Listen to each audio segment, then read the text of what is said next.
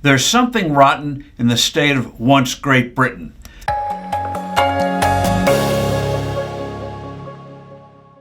Hello, I'm Steve Forbes, and this is What's Ahead, where you get the insights you need to better navigate these turbulent times. Britain is decaying morally, culturally, politically, and economically.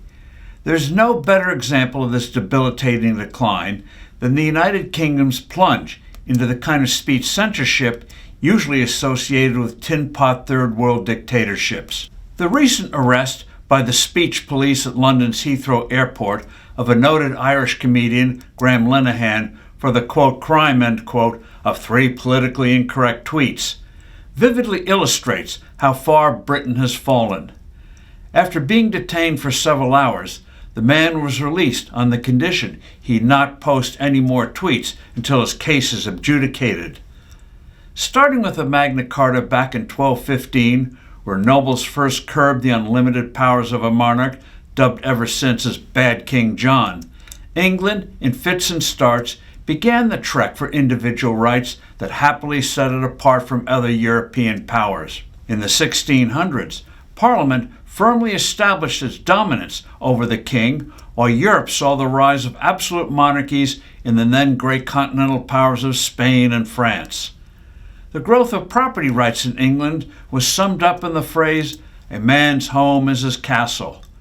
The American colonies took this trend to its logical conclusion with the Declaration of Independence, whose 250th anniversary we celebrate next year. Thankfully, our Constitution contains the First Amendment, guaranteeing the right of free speech. What a contrast this right is with what is happening now in the Sceptred Isle. For years, the UK has, with increasing vigor, been curbing what you're allowed to say in the name of fighting racism, sexism, Islamophobia, transgenderism, climate change denial, and whatever else the woke extremists conjure up. In actions one expects from China and North Korea, British police zealously examine social media messages and individual utterances for any deviation from the reigning woke orthodoxy. Police are making over 30 arrests a day over what they deem to be offensive online posts, retweets, or cartoons. That's some 12,000 arrests a year. A few months ago, police arrested a couple for messages shared in a WhatsApp chat group as 6 officers searched their home. Authorities arrested a grandmother for silently holding a sign outside an abortion clinic that said, quote, "Coercion is a crime. Here to talk to you if you want," end quote.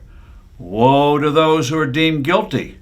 The wife of a conservative politician was sentenced to 31 months in prison for what police said was an unacceptable post.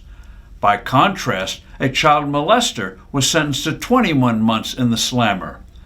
Last year, London's Metropolitan Police Chief threatened to seek the extradition of Americans and other foreigners so that he could jail them if they were deemed to have violated the country's rules for online content. A glaring example of this wokeness was exposed by Elon Musk earlier this year when he put the spotlight on how British authorities have for years turned a blind eye to notorious rape gangs made up primarily of Pakistani Muslim men who preyed on vulnerable young girls.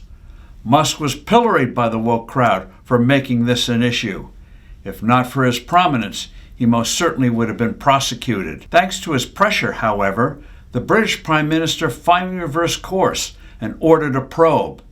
An extensive investigation has already found the scandal to be uglier and more widespread than previously supposed. The big question is whether Britain can pull itself out of this moral sewer. If it can, it would be a powerful example for similarly infected countries. I'm Steve Forbes. Thanks for listening. Do send in your comments and suggestions, and I look forward to being with you soon again.